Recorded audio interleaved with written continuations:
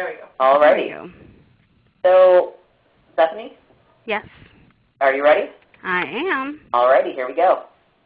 So we have our title slide, Recognizing and Undoing Ableism. You've already heard a lot about my bio. I don't usually like to sing my CV, but I appreciated that you did, Shay. Thank you. So let's just get into it. I do want you to notice, though, again, that I am with the Center for Leadership and Disability.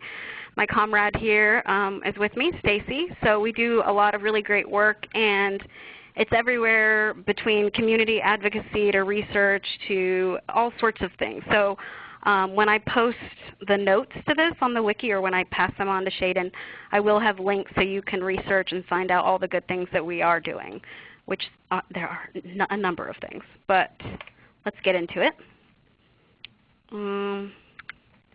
Slowly moving to the next slide. Gotcha. So just start off with a definition of disability. There are multiple definitions of disability. I think there are at least 45 in the United States that we have that are operating. Many of them are around law, so the Americans with Disabilities Act, the IDEA, the Fair Housing Act, all these sorts of things. There's also workers' compensation, the World Health Organization, Social Security. All these different definitions really tend to focus on how our bodies, our minds, our sensory systems, that means how you can hear and see, or our intellect are somehow wrong or missing something. So we're just not normal. So obviously this idea of normal needs to be deconstructed. This is why I chose not to use the Americans with Disabilities Act specifically as a definition, because I have problems with it. You will note in the slides, though, that I do provide you resources so you can look up the Americans with Disabilities Act, and I do offer myself as a resource to talk to you about law. I chose this particular definition because it has been agreed upon by the United Nations, so that means that it's a cross-cultural definition, but it really gets at what I think is really important with disability. The conference has been muted. Oh, Bethany, you should still be. You should still have access, and if you don't, I can just unmute you. Okay, Bethany, are you still with us? Yes. Great. Are we okay? Yep. Okay. Sorry to interrupt. Yeah, no worries. So I was just going to tell you what the definition is from Article 1 of the UN Convention on the Rights of Persons with Disabilities. And the definition is, quote, persons with disabilities include those who have long-term physical, mental, intellectual, or sensory impairments which, in interaction with various barriers, may hinder their full and effective participation in society on an equal basis with others. So I added the emphasis, obviously, with the boldface and the italics to really draw attention to how disability is a product of society. So our bodies are different, but it's actually the barriers we encounter both socially and physically and architecture and how people interact with us that really create the problem of disability. To drive that point home, I will give you the social model of disability. This is a British theory. Michael Oliver gets credit for it, although there's infighting, and this is actually a really good point that he's the one who published on it, so he gets credit for it. However, activists in the UK claim that they had ownership of this or have ownership of it. Regardless, it's a really good linguistic tool, a conceptual tool to think about disability, because what it does is just like the UN definition, it separates impairment, that physical, which is, there's a typo there, mental, intellectual, or sensory difference or label, diagnosis, and separates that from the social meanings attached to those impairments, which usually are stigma and exclusion. So that may sound kind of abstract, so I'm going to make it a little more concrete using my body as an example. So as you recall from the image, if you are sighted, I am a person who uses a wheelchair. I have brittle bones. The diagnosis is osteogenesis imperfecta. It's a mouthful for a little person. So I fracture a lot. I decided at 15 I would stop walking, so I would stop fracturing. That's my impairment, that physical aspect. My disability is that I am assumed to be incompetent, childlike, dependent, asexual, a whole host of negative ideas just because I use a wheelchair. So really this is just supposed to draw out the nuances between the social and the physical, and really just show you how much of disability, just like racism, you know, and just race in and of itself biologically doesn't have an innate meaning. This is very similar. This is a power structure, which we'll get to in a minute when we talk about what does ableism look like. Before I move on from this slide, though, I think it's really important to note that as this is a British theory, as it is a theory in general, when people talk about disability, we tend to combine these two things. So you'll notice when I should be saying impairment, I often say disability. And another issue is that there's infighting or debating within the community of people with disabilities about the use of the word impairment in general. So I think it's a really useful tool to think about it.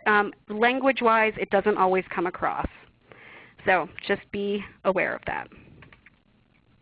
So what does disability look like?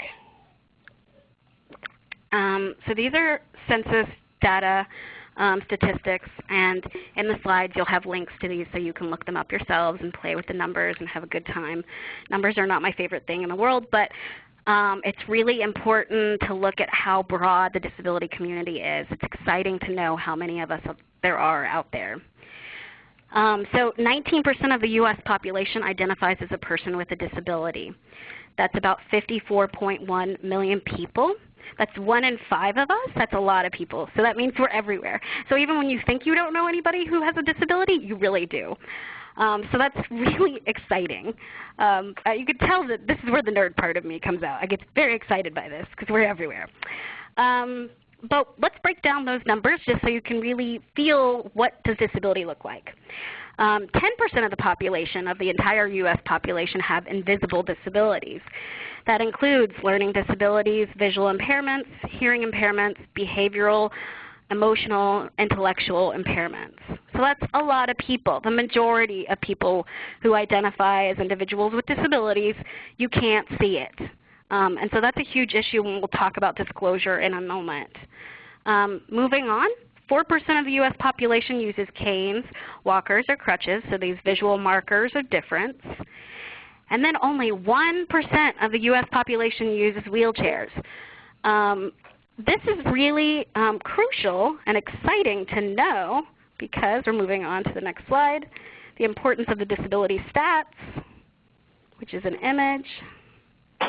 There we go. And this is an image from the Disability Pride Parade that was hosted in Chicago. This is Justin Dart, one of the leaders of the disability rights movement, and you can see a bunch of different types of people with disabilities and their allies. So allies is not just a term that's located within the LGBTQ movement. It is something that you can be with any marginalized population. So this is just getting at the importance of these stats. So one is that the stats disprove the idea that the wheelchair is the representation of disability. That's a really false cultural idea. I think it stems a lot from the parking placard, the little wheelchair symbol. So that really doesn't represent all of disability. Two, it proves that most of us who identify as people with disabilities have invisible disabilities. But most importantly, as I've already said, but I want to drive home, and we'll be saying it multiple times because repetition creates truth, it's just that people with disabilities are all around you. So even when you think that we're not a part of your programs, your activities, or your lives, we really are. So, and what's really exciting also about disability is your life goal really should be to stay alive long enough to actually have a physical impairment. So it's one of those communities that people can join, and I encourage you to embrace it when it comes because it's going to come get you. According to the statistics, about 80% of the United States will become physically disabled at some point in their lives, usually from aging. But that's a good thing. We learn how to embrace disability. So let's talk about some reasons why people wouldn't disclose or why you wouldn't notice that we're around you. Some people, so this image is a sign of fear, and it looks like it's sort of written in blood. And these are all from Google Image, so you can go find them yourselves. But basically this just gets at the idea that many people are afraid of identifying as people with disabilities because of the fear of stigma, exclusion, getting fired from our jobs because people think that accommodations are too expensive, and other forms of social repercussions. And I'll tell you personally that it took me until I was in my early 20s, even though I started using a wheelchair publicly when I was 13 and permanently at 15. It took me until I was in my early 20s to be able to say I am a person with a disability without cringing or crying, because I had to come out to myself. So it's very analogous to the experience of queer youth, which we're talking, with NIAC. And I would add that each time that we talk about oppression, that it gets easier to just deal with it, and also I think it reduces negative meanings within ourselves and tries to pull that out of other people's minds. But again, to parallel this to queer youth, some of us can come out. Many of us are afraid for legitimate reasons. And that's largely because we're taught that we are the problem and we should change. And this goes back to the medical model of disability, which really sees us as the problem and not society. But the problem here about disclosure is if we don't disclose, then we may not get the accommodations and other support we need to survive and thrive in the world. So what we need to be doing is working on ways to recognize and undo ableism so we can create safe spaces for people to talk about disability.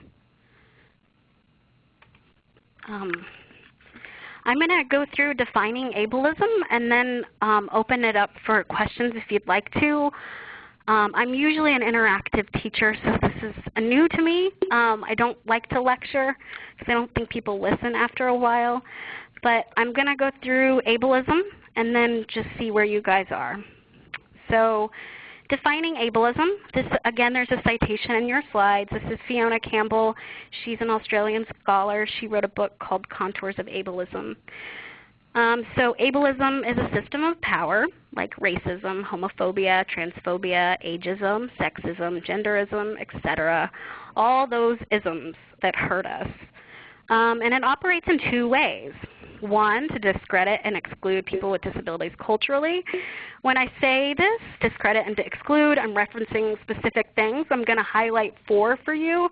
But when I give you resources, which will be posted on the wiki, you can see that this manifests in many different ways, many negative ways. I'm just going to highlight a few. The first one is employment. So about 25% of the working age disability population works, as opposed to 78% of the non-disabled population. This is from a Cornell University policy paper called the Poverty Trap. So this is a huge issue. Most of us are economically ghettoized and structurally and systematically excluded from education, jobs, etc. That is ableism. Housing is another key issue where we're discredited and excluded. 2 million people with disabilities right now are locked in institutions, despite a court opinion, Olmstead, which came out of Georgia, went all the way to the Supreme Court, saying that it was a violation of the Americans with Disabilities Act. We still live in those spaces, many of us.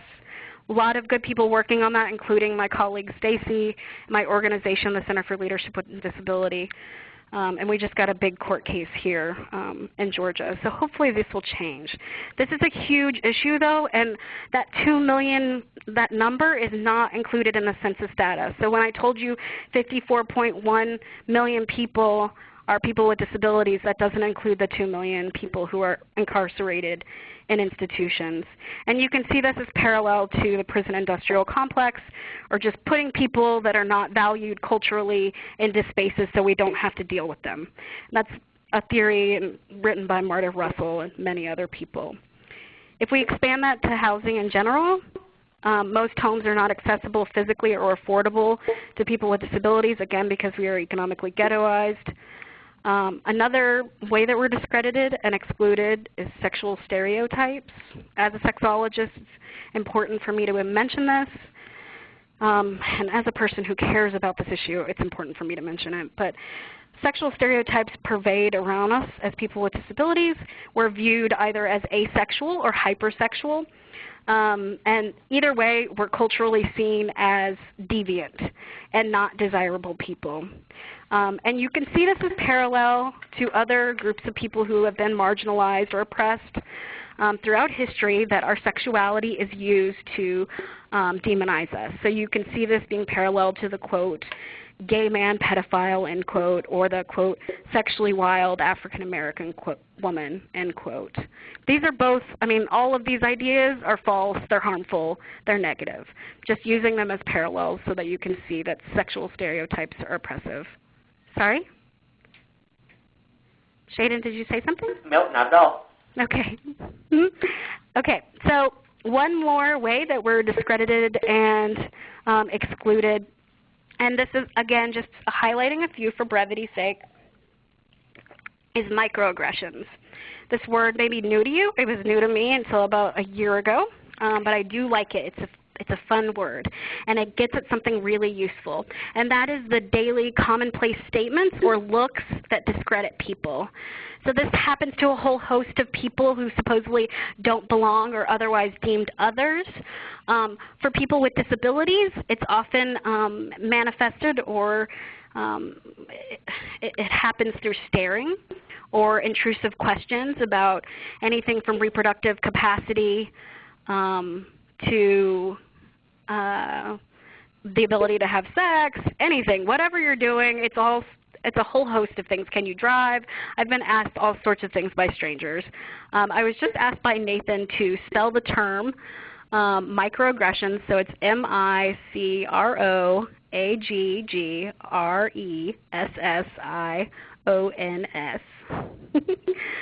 I've also put it out in the chat for you, Bethany. Thank you. Thank you.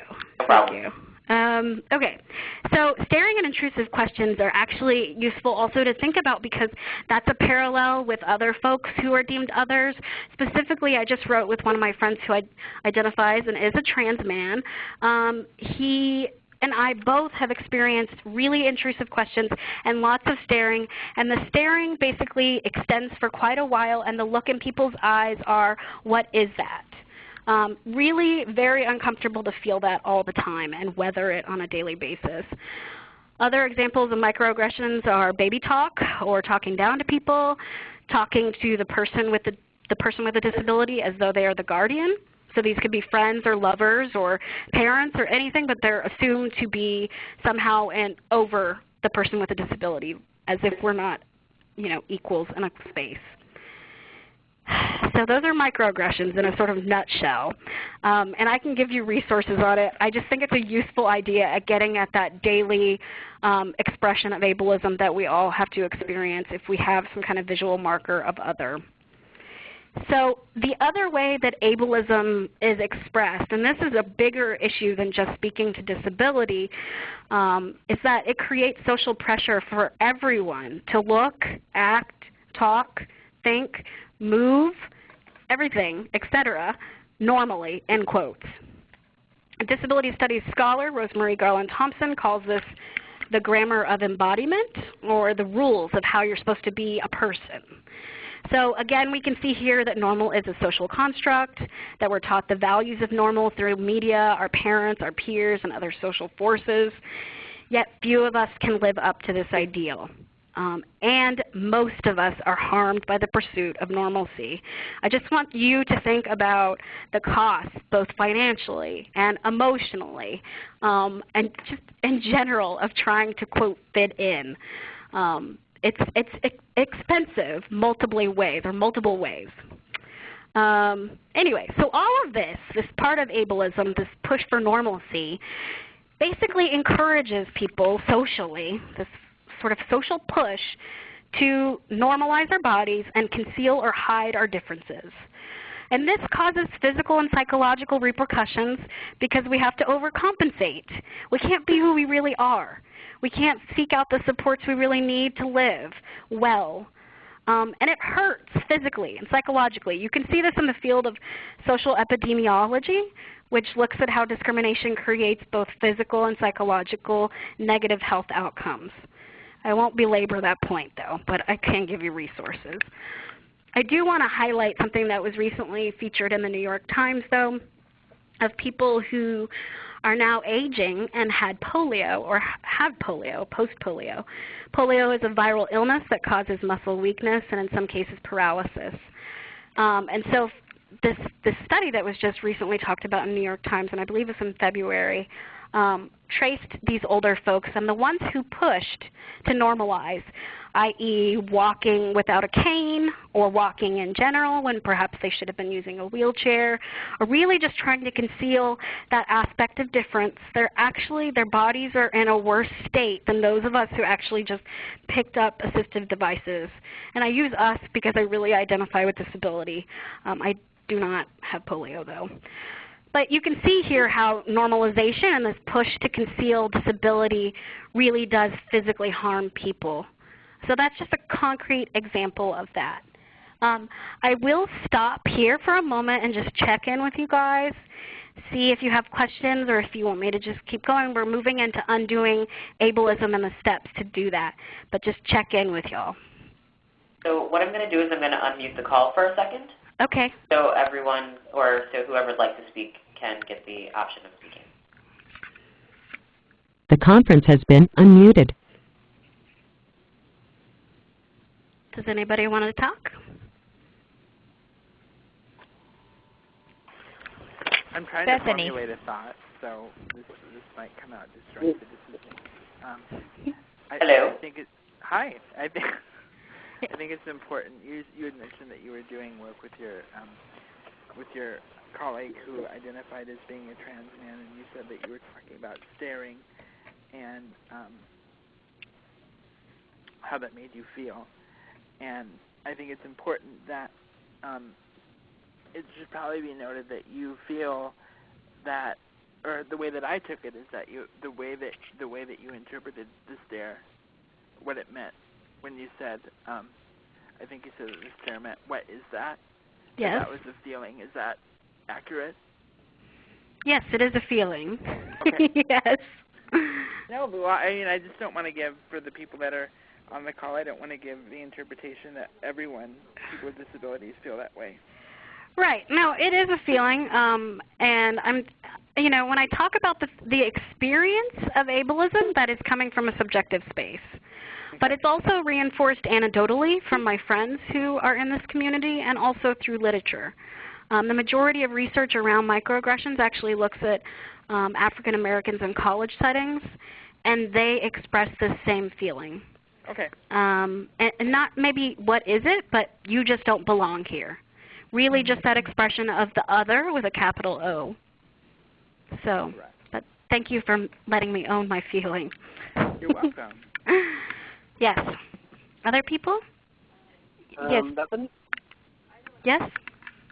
Hi, this is Tolly. Hey, Tolly. Hi.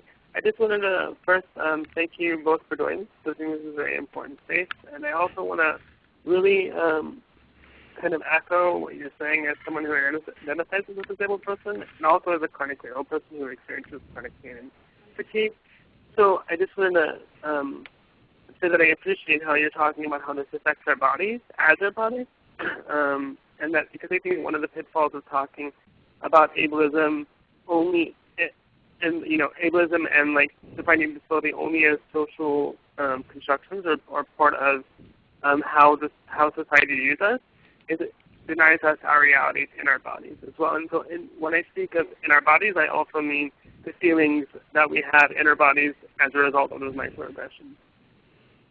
Yes, but it's important to get back to the understanding of ableism is that push for normalization, the impact on our bodies. I mean, I think it is important to talk about our bodies, but that push to normalize, to harm ourselves, is a social construct.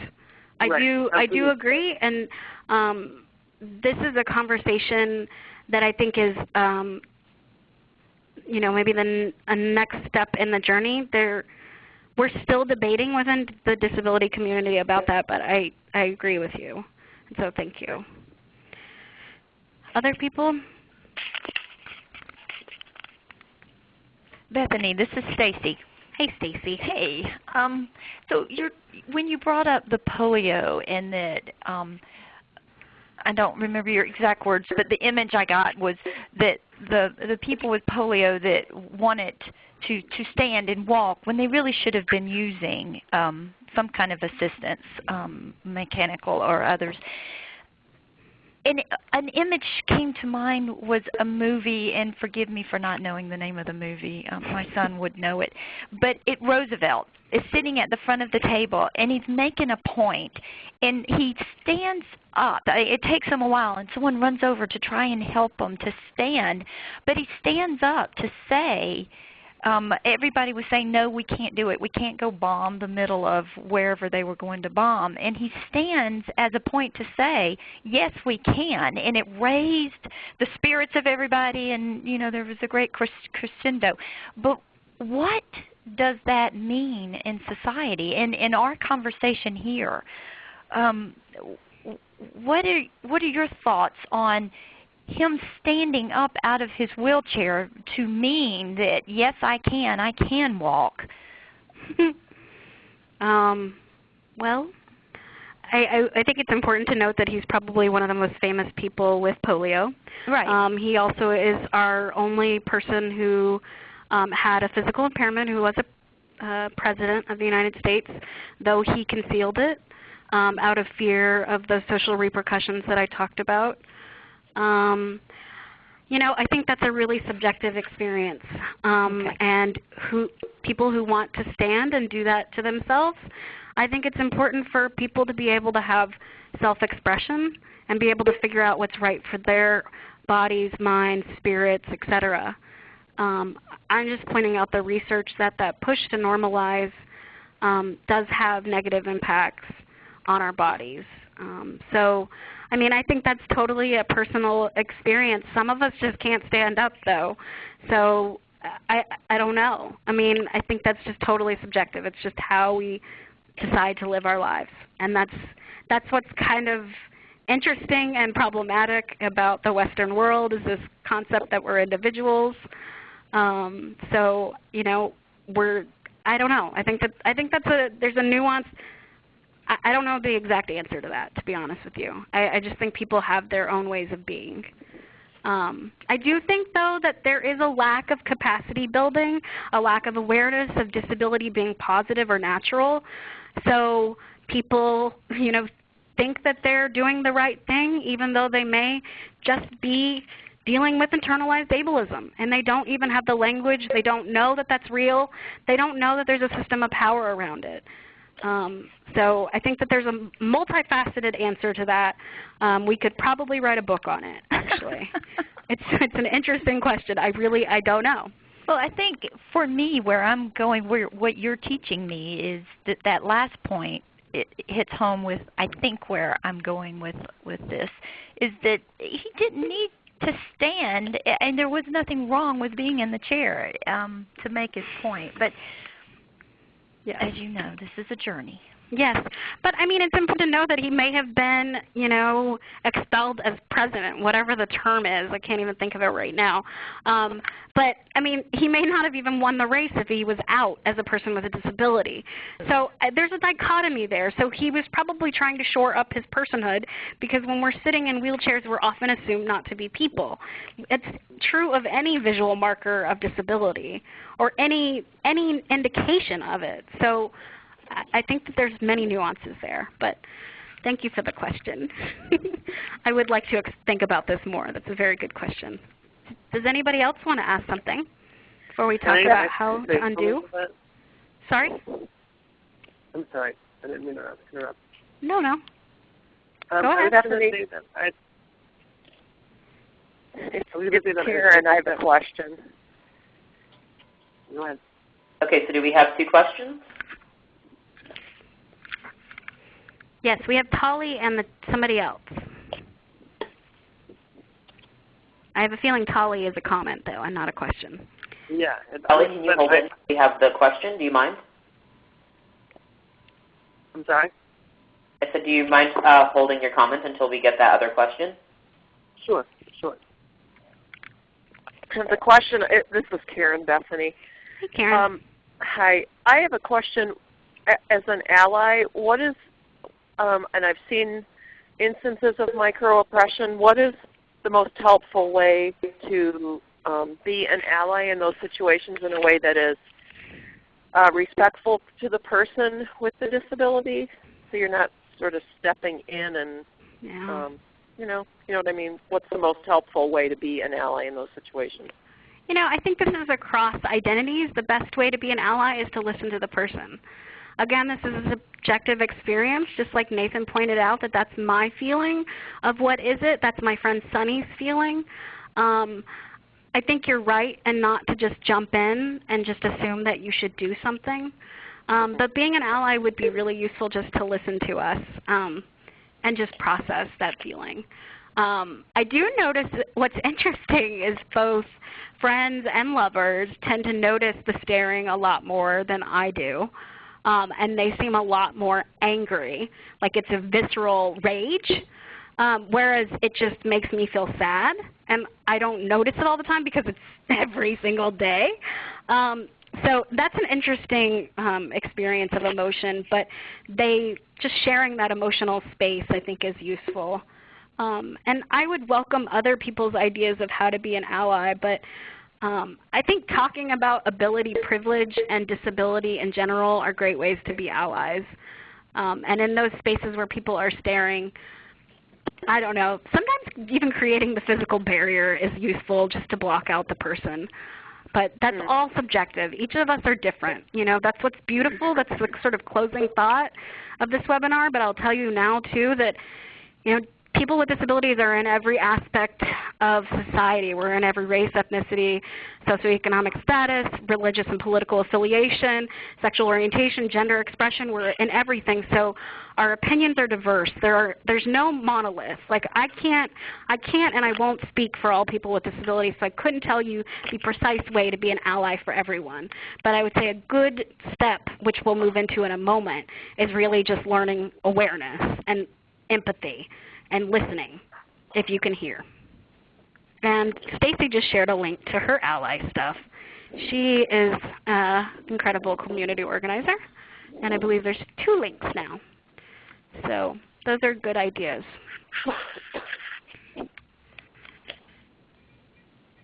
Okay. Should we move on to undoing ableism? Definitely. Are you ready? Yeah. Okay, so what I'm going to do is I'm going to put the call back on mute. If at any point folks have any questions, feel free to raise your hand. There's an option to do that, and we can just kind of field them as they come up. And you can also use your chat, so don't forget that it's there. And Stacy, thanks so much for sharing. You're welcome. The conference has been unmuted. Yes. Thank you all for sharing and asking questions. The conference has been muted. Sorry.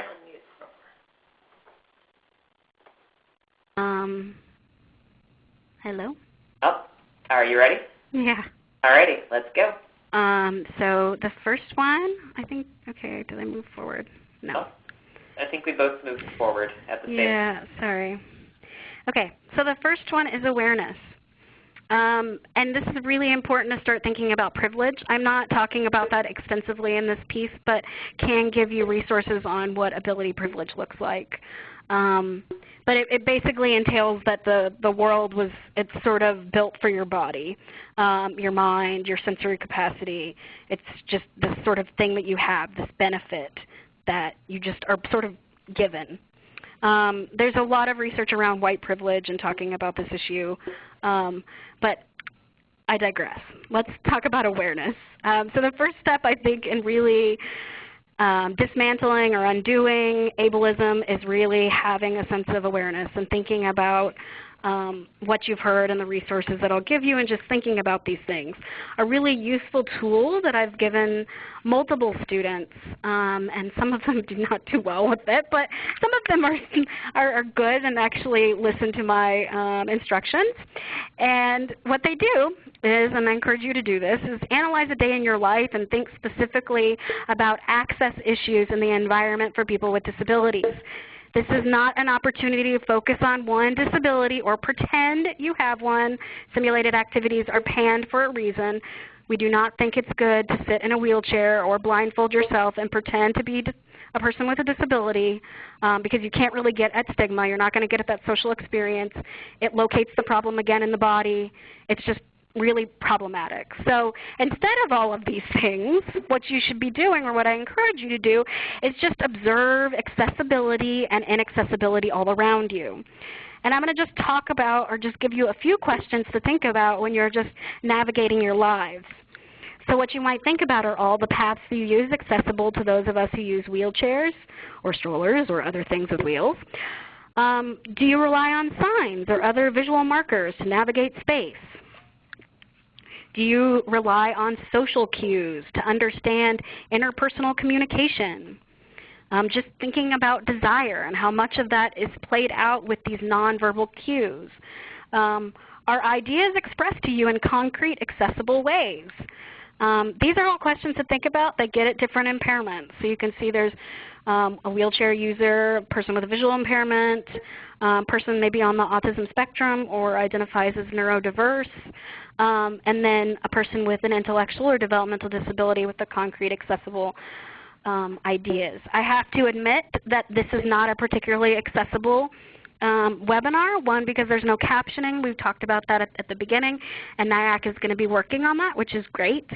But two, a really accessible learning activity would be more interactive. So I don't teach this way because what's really interesting, exciting, and awesome about what you can learn from disability is that it can actually teach you how to teach adult learners, because the majority of us don't want to listen to lectures. We turn off, and most of us, all of us actually, learn differently. So really using interaction, using simple sort of breaking concepts down into pieces, and really checking in with people are useful to create intellectual and learning access. So that's just an idea of how to gain awareness. Of course, you're doing a great job just by being in the webinar, right? Because you're interested in what ableism is and how to undo it.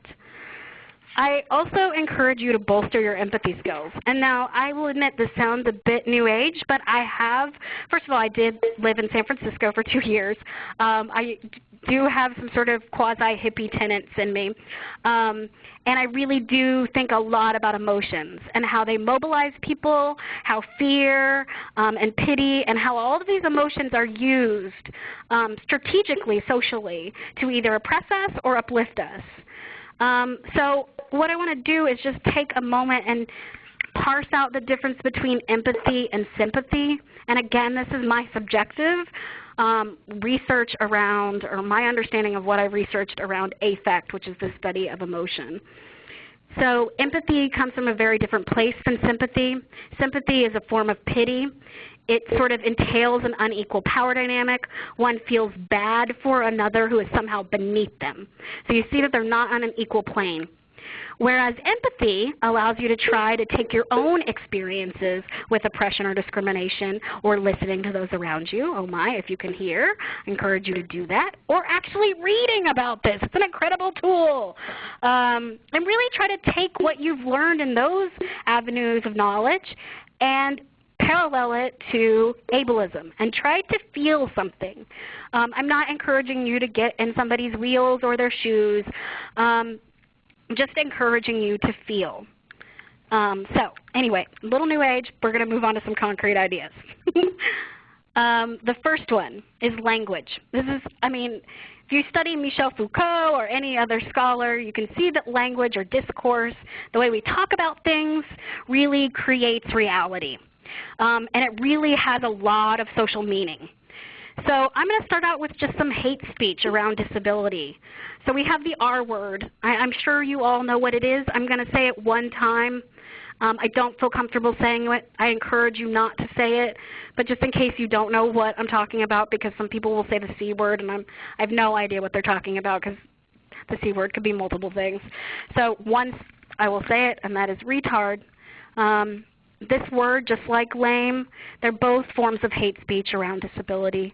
They are not embraced at all by people with disabilities. In fact, people with intellectual disabilities are mobilized and have been very vocal around the word, the R word, and how much it really hurts. Both of these words are framed as jokes, that we're just joking calling people the R word or lame. And I'm saying lame and not the R word because people have not been as, I think, aggressive around attacking the word lame. I don't think we've been as nuanced, and I don't think it has the same historical resonance of hatred. But they both hurt people. They both call in disability as a negative framework. Whether you're thinking that you're connecting it to disability or not, you are calling disability into the space, and you are, espousing or using hateful language around disability. So I encourage you, make that connection. And also, just so you know, there's now federal legislation that's removed the R word from federal and state law because it is hate speech. So there is a movement around this. I really encourage you to connect that. So some other common ways that disability is described, or people with disabilities are described. This is largely in the media. And these are just some examples: suffering, afflicted, wheelchair-bound, overcome, inspirational. So the first three, suffering, afflicted, wheelchair-bound, are quite obviously negative. They, really posit the problem of disability on the individual. The problem is disability. There's nothing good about it.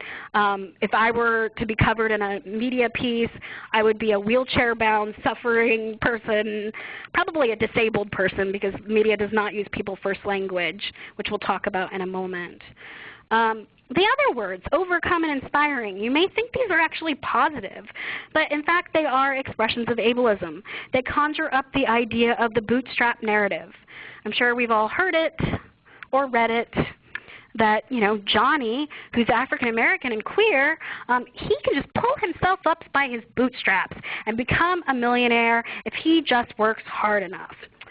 So what this does is it doesn't acknowledge that Johnny is dealing with racism and homophobia. And those systems of power, just like ableism, may deny people, in fact, the ability to have boots.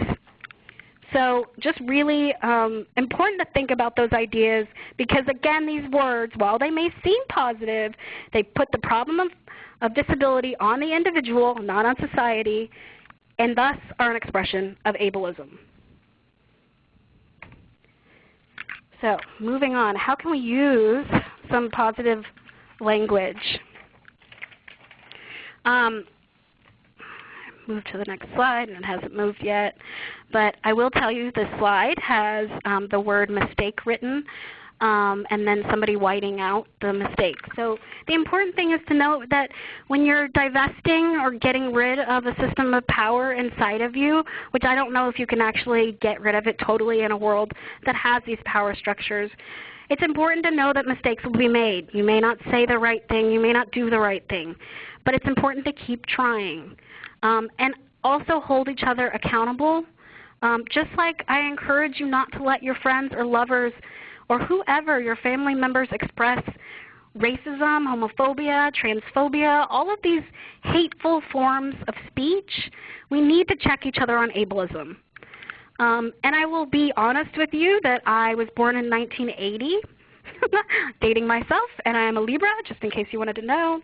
And so I grew up with the R word and lame as really culturally positive. And in fact, they were so positive and so pervasive that they're in my brain, and I think about them. I almost want to say them, but I stop myself.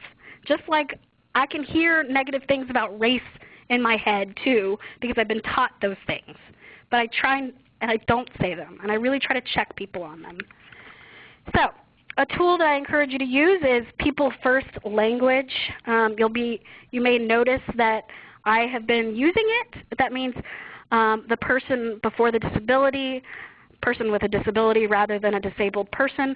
There is debate around this issue, but it's a great first place to start. If you don't know how to refer to somebody, I would encourage not even referring to them as a person with a disability, maybe just talk to them as an actual person. But if you are going to refer to them in any way, try people first language first. Another good tool is just to ask people how they identify. This is not your excuse to talk to a stranger and ask them about their body or mind or abilities or what you perceive as disabilities. Instead, this is something when you've already had a conversation and you can ask them how they identify.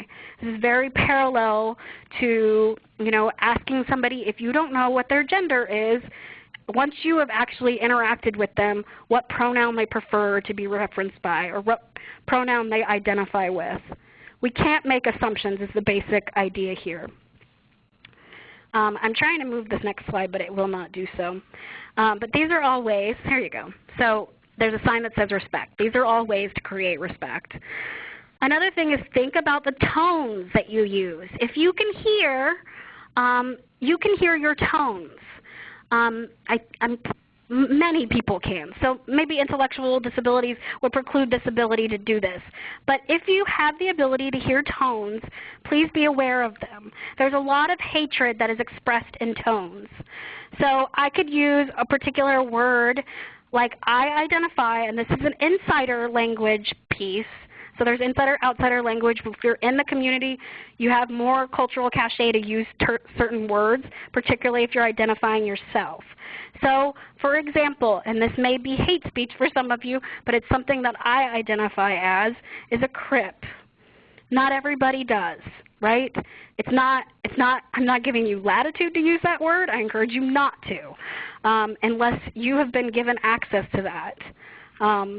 But you could say that in a fun way, like, I'm a crip. Or you could say that like, oh my gosh, look at that cripple, or crip. So you can see I'm not a very good performer. I've tried many times to get this tone right. But the point is that you can say people with disabilities and say it with hatred. You could say really nice things that you think are really awesome, but with the tone, it expresses pity, hatred, discomfort, fear. Just be careful and be aware of what kind of tones you're expressing. So let's talk about some inclusive culture mechanisms. So we have a picture of a whole bunch of different people, a young person, a person with a suitcase, a person with a wheelchair, a person with a stroller, a person who is pregnant, and a person with a hat on. And so I do this. I'm describing these images as a way to model how to make slides accessible to people who are visually impaired, just as a tool for you. But basically universal design, which this slide is supposed to represent, is that things are made for everyone. So this can be applied to everything, and you have several links within your slides that you can see on the wiki. So this includes making meeting locations, including, oh my goodness, parties, accessible to all types of people, making concepts, products, etc., accessible to everyone. So really thinking at the outset about including everyone and creating a welcoming space. So doing that from the beginning. So I encourage you to think about universal design when you create materials, you design activities, both for your organization and your social life. Okay. The next one is education. You can see they look like different ages, different size hands on sand, and different colors of people, multiple hands. It's really just trying to get to the idea of coming together to create some sort of knowledge. I think it's a pretty picture too. So the idea is that to create inclusive culture, you can educate yourself. So obviously you're doing a good job by being with this webinar. So that means you rock. All right. I encourage you to spread this disability goodness to your friends and loved ones. Read about disability. It's fun. Google it. Google is your friend for a reason. Really important note here. Please do not place the burden on people with disabilities to educate you about disability, what that oppression feels like, or how you can, divest your own privilege. I think that's okay in these educational spaces, but when we're talking about just general society, going up to a person with a disability, and this is analogous to a white person asking an African American person, please tell me about your oppression and how I can deal with it. That's not our job. There's a lot of literature around it. Many pieces are accessible. And there are great resources like me who will actually take the time to talk to you about this. This is a really basic social justice idea, that you just don't want to oppress somebody because you want to learn.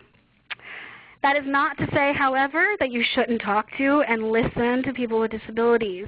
Just don't rely on us to give you all your disability knowledge. It's really all over the place. You've got resources. You've got Google.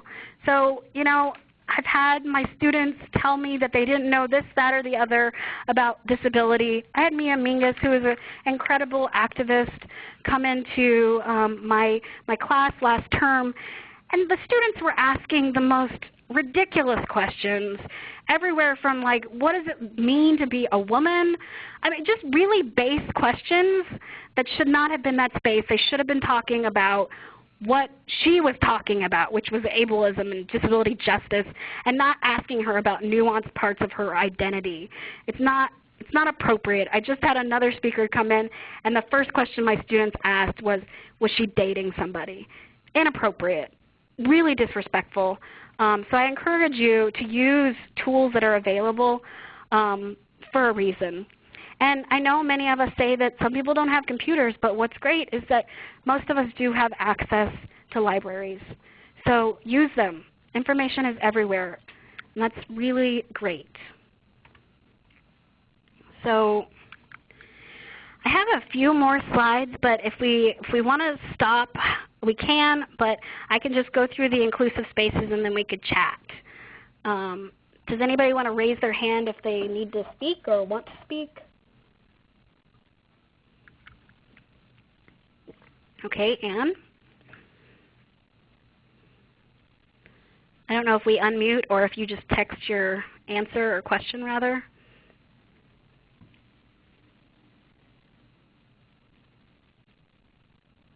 Do you want to text your question?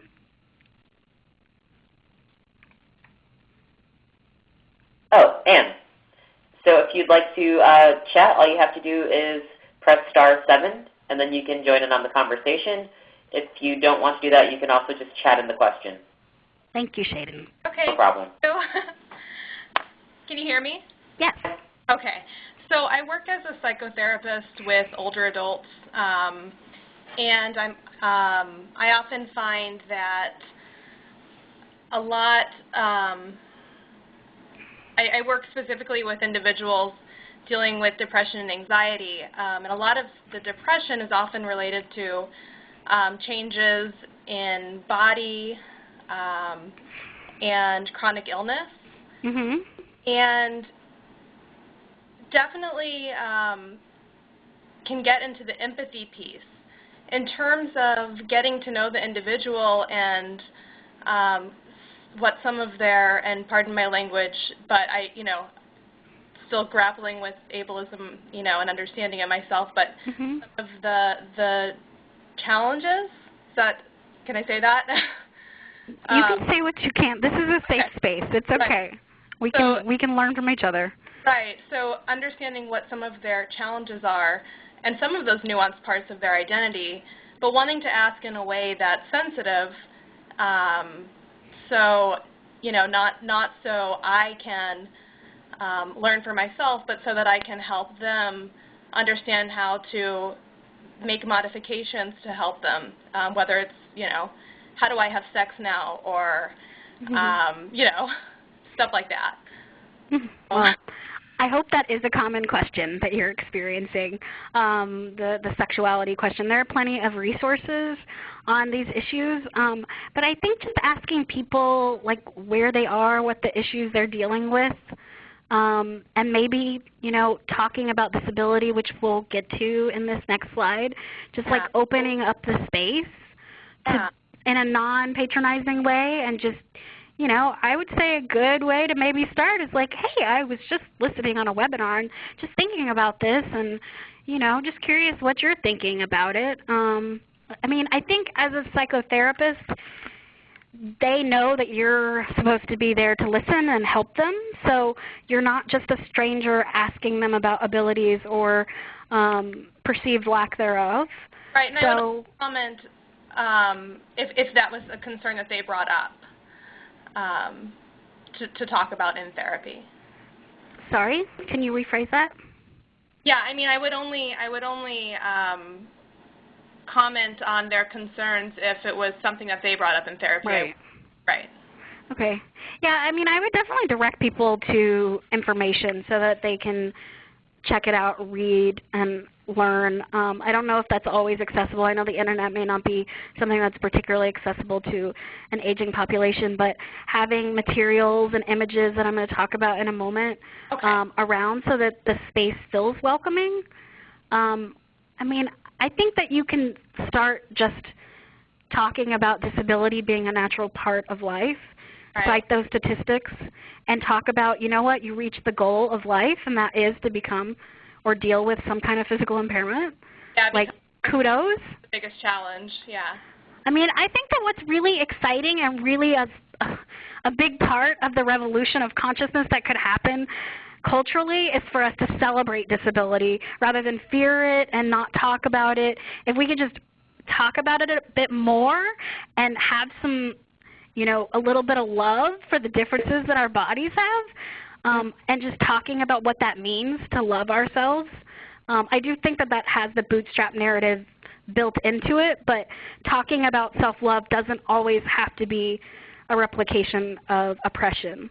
Like, we can talk about ways that, like, I led a retreat on sexuality and disability in Michigan, and one of the exercises I had people do was just look in the mirror with their clothes on and just talk to themselves, stare at themselves for a good 5 minutes and just figure out what they like about themselves.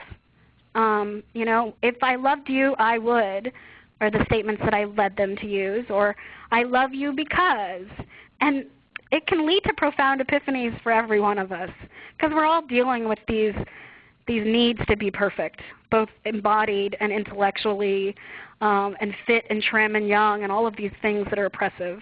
So really just figuring out ways to deal with differences in bodies. I think you can do that just by creating safe space. I'm just talking about it. I do think, however, there's so much stigma around disability that it's a tightrope that you're going to have to wander on. But it is possible to create that space, and I think we're trying to do that here. Yeah. So those are some of my ideas. I would also recommend that you talk to other people with disabilities, potentially those who are on the line. But thank you. Yeah, I hope that answers the question in some kind of way. I'm a very tangential kind of, I think, like trees, that I just branch off and can end up in a place I don't know why I was there. But so I hope that I got something to give you an answer. Does anybody else want to raise their hand? Do you want me to talk about inclusive spaces, and then we could have open questions and unmute and everybody just go for a free-for-all? Yeah, Bethany, you can totally continue, and then afterward, you know, okay. if there are Let's any other questions or comments, we'll definitely Cool. Thanks, Shay. So these are just some ideas, and we only have a few more slides, so we are basically done, just about. So inclusive cultural spaces. One is that you can include disability in your cultural competency that you apply to your work. So instead of just thinking about, you know, how different groups talk about themselves, and not just focusing on ethnicity and race, and increasingly, thank you, LGBTQ issues. Thank goodness about that. The CDC, the Centers for Disease Control and Prevention, I finally jumped on that bandwagon. But we really need to be including ableism, transphobia, ageism, a lot of these things. But I encourage you to just talk about cultural competency, bring in disability. Dialogue is a huge tool to create a sort of social lubricant for people to disclose their identities or feel like they can without fear. You create a safe space just by talking about disability. You can present disability disclosure information, and that is in your slides. Like at your orientations for your groups or your businesses, etc., put a little disability cultural competency blurb on your website. Include us in your pictures of your organization. These are all really useful tools to be inclusive. Also include statements about access in your event invites. So one interesting thing that I have not brought up are people who are chemically sensitive. So, for example, the Society for Disability Studies asks people not to use perfume or other chemicals so that those of us with chemical sensitivities can be welcomed into the space and not harmed. You also want to think about wheelchair access. Is this place something that's easily to navigate by public transit, etc.? Just talk about that. Just by putting an access statement really creates a lot of cultural comfort. Also, as I've said before, include disability in your welcoming statements and actually mean it. So again, think about your nonverbal and verbal communication, how you're describing disability in your welcoming statements, how you talk about it. Just think about those things, how disability is framed. Also, a good way is to add a disability logo on your door. And I'm going to give you an example, or 4 examples here. Actually, one of them is the rainbow, which I think the rainbow would have been great for people with disabilities too, because I love the rainbow. It's pretty. And we are in all these different social groups, which is kind of what the rainbow symbolizes, just like different races, ethnicities, socioeconomic statuses, et cetera, et cetera, et cetera. I offer you a few logos that I just pulled off of Google Image, so you can find these yourself. One is a square with a wheelchair symbol, somebody signing, a mind, and some braille with an open door to signify welcoming of all sorts of people with disabilities. The other one is a wheel that has a wheelchair user. There's braille in between it, a person signing, a little eye to symbolize maybe visual impairment, and an ear to symbolize hearing impairment. So this is, again, a circle of just different iconographic sort of representations of disability. I don't think that they're all particularly inclusive, but I did like the one with the brain because that gets at learning disability, intellectual disabilities, et cetera, which are so often not talked of when we talk about disability. And that really is the next part of our revolution, one of them anyway, is really thinking about broader understanding of disability. So moving past physical impairments. Or not moving past them. I'm not looking for you to not see these things. It's just like being colorblind. That idea is just oppressive and just wrong on so many levels. It's important to see people if you can see. But the other one is a circle that says attitudes of the real disability. This gets back to the main point when we were talking about the definition of disability, that the majority of the disability, quote, problem is social. So really just getting at that. Any of these logos could be placed on your door just like a rainbow so that people, when they see it, if they are sighted, they can see it and they will know that there's somebody in there who actually may want to talk to them, know something about them, and may welcome them. And I do think that this is an interesting issue for people who are not sighted and figuring out ways to make logos accessible and where to feel around to know that you're welcomed in the space. So that's something to think about, work out with your organization. The next slide is basically the main point. We've skipped, yeah, there we go. So just the revolution is that disability is everywhere. It's in everyone, which is a typo.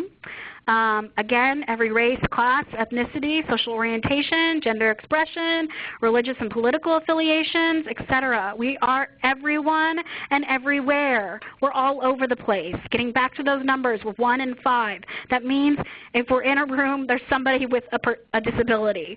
You know, there's somebody there and you just don't know it. But what's really exciting about this is that if you were, as an organization, or conceptually in your work, the work that you do, your activist work, however your work manifests, your writing, etc., if you were to include disability, by necessity, if you actually did it in this way that acknowledges all these intersecting aspects of identity, that would be your catalyst, that would be your cause to include everyone. And it's such a beautiful idea to think about, that disability inclusion could actually be the revolution for everyone.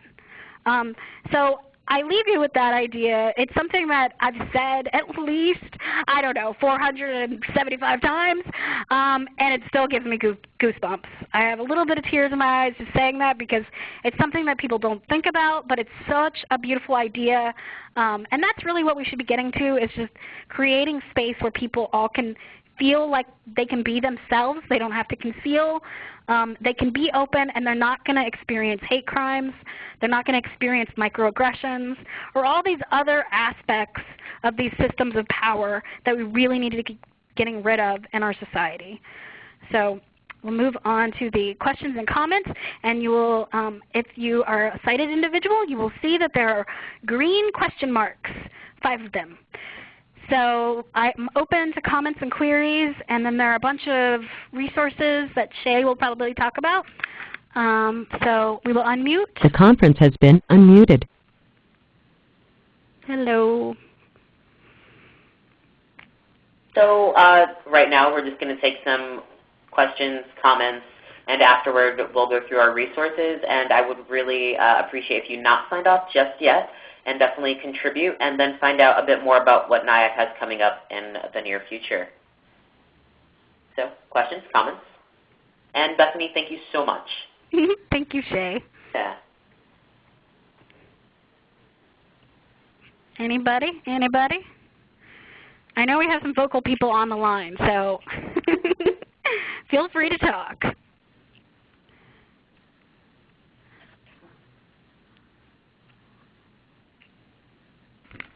All right, Bethany, you asked. This is Stacy. Yes. You talked about celebrating disability, Yes. which you know where my heart is on that. But what about going back to ableism and celebrating disability? Is it, do you hear where I'm going with it? Because I'm not able to articulate my question. Is it respectful? Is it singling out and isolating to celebrate a particular type of disability, a particular, like to have Autism Awareness Month? What are your thoughts? How does that fit into ableism, or how does it not? Let's see. Well, one is I think that these months that are designated to us are fads. Right. And so we pick up an impairment and we want to somehow raise awareness around it, but it's so often laden or just covered up with all of this ableist rhetoric. So we're still using things like suffering, still feeling really bad for parents who have children with disabilities. There's still a lot of sadness around the awareness stuff with those different months. And what I'm talking about is completely different. And in fact, it goes against that second part of ableism, that part that pushes us all to be normal. And really just, I'm not saying necessarily, let's celebrate wheelchairs or wheelchair users. I'm not encouraging that specifically, but just celebrating the diversity of bodies and minds. And being able to say disability, I think, is really crucial. And pairing the word celebration and disability, if you Google it, I bet you're not going to get a lot of hits in terms of like actually good stuff that's not filled with ableist references. And just being in a space where we can actually, you know, not have to ask for access, where we're not afraid of being ourselves. I think those spaces are rare. And they need to be more pervasive.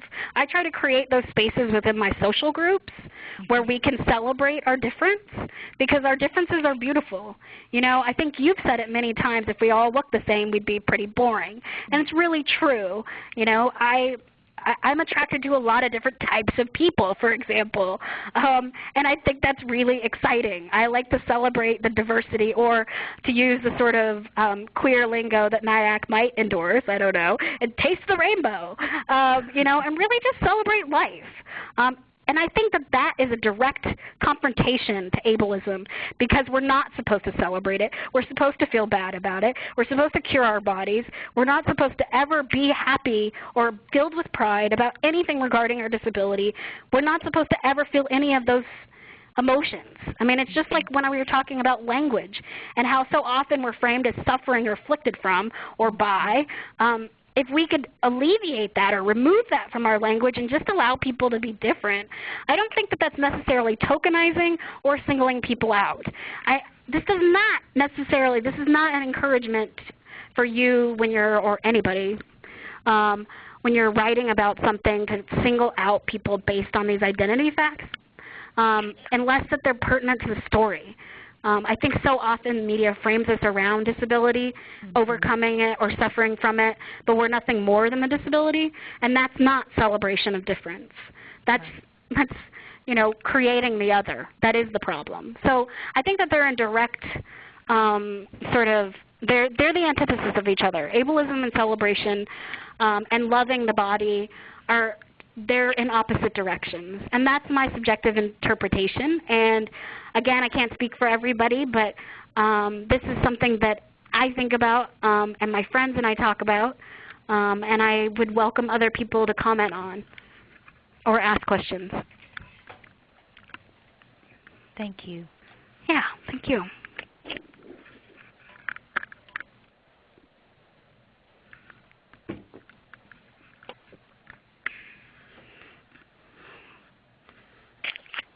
So, alrighty.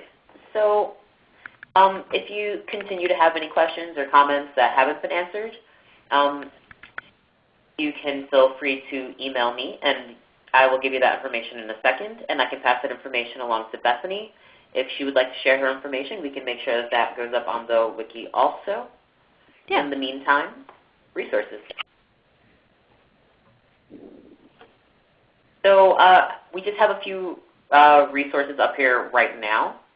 Actually, it's great because Stacy Milburn had shared one of these links, and I'm pretty sure it's actually her website. And what we have up there right now is the National Youth Leadership Network. And Stacy, do you mind speaking a bit about it, considering? Are you there with us? She looks like she's there. Stacy Milburn? I can talk about the org if she's not on. Yeah, I can. I can just share a bit about them. I was just that she would do it, considering she works with them. But National Youth Leadership Org is a youth-led organization, and they work to build power, among and with people with disabilities between the ages of 16 and 28. They work towards supporting young people in their role as people, or as folks that are leaders in the disability rights movement. They've been around since 1997, and they're the only youth-led disability rights nonprofit org in the country. So if you want to get some resources, you can click on that link, and there are resources toward being an ally. So additionally, they do trainings and things of that nature. Mm-hmm. Following that is If I Can't Dance, Is It Still My Revolution? I'm not sure if folks are familiar with that Emma Goldman quote, but it looks at disability, the website looks at disability and also being an ally. And that link in particular goes to a language page, which kind of speaks a bit about the language that people use and language that you can use that's more inclusive. And finally, we have ADAPT. Would you like me to speak about that one also? Do you want me to speak about it? I can. Why not? First of all, it's really important to note that throughout the slides that there are links for more information. So this doesn't really fully encompass all of disability knowledge. There are a bunch of different things that you could be reading and learning about. ADAPT is our sort of radical fringe of the disability rights movement. They are the direct action component of the disability rights movement. So they are the people who are chaining themselves to buildings and protesting all over the place. I did their protest march where we marched from Philadelphia to Washington, D.C. to set our people free from institutions, which is their big issue. The other one they're now working on is affordable, accessible housing. So they're doing a lot of work around HUD. They just overtook the White House just like the outside. They're a really fascinating organization.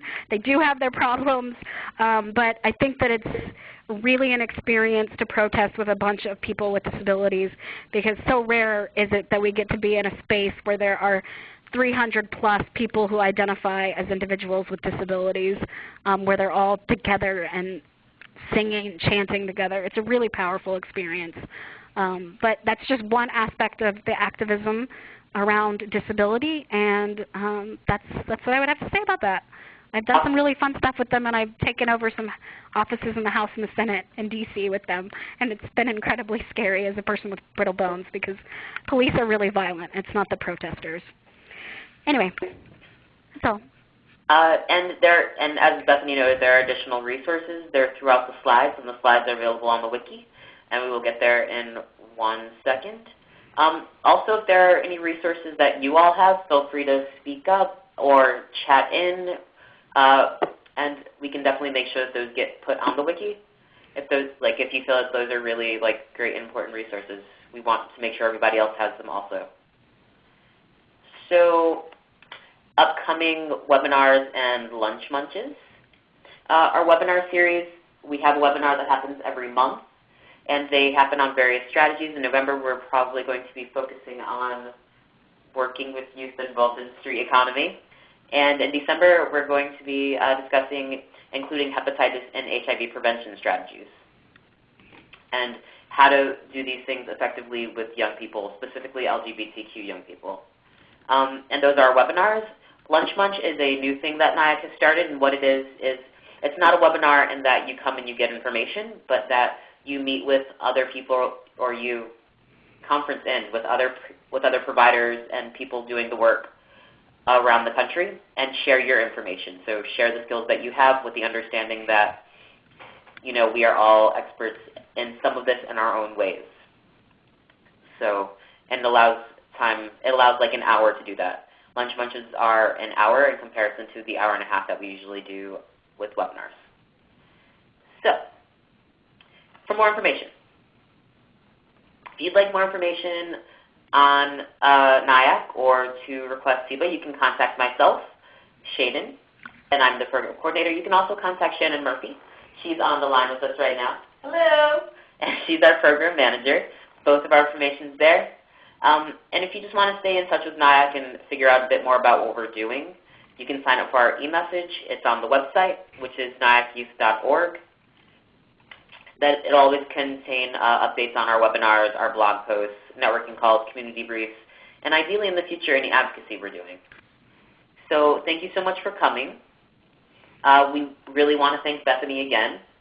So Bethany, thank you so much for sharing all of your amazing information with us. Thank you. It was fun. Thank you, Bethany. And this is the NIAC family. There are only 4 of us, so thanks. And once I close the meeting and stop recording, you are going to get a survey. And please, it'll only take about 5 to 10 minutes. Just take some time to fill out that survey, how this webinar went for you, and if you think there are webinars in particular that NIAC should be handling in the future that we haven't, or that maybe we haven't done in a while. So thanks again, and have a good one.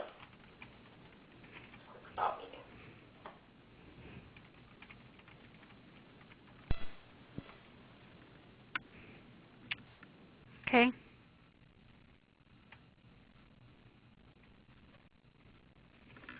Bethany, are you still there?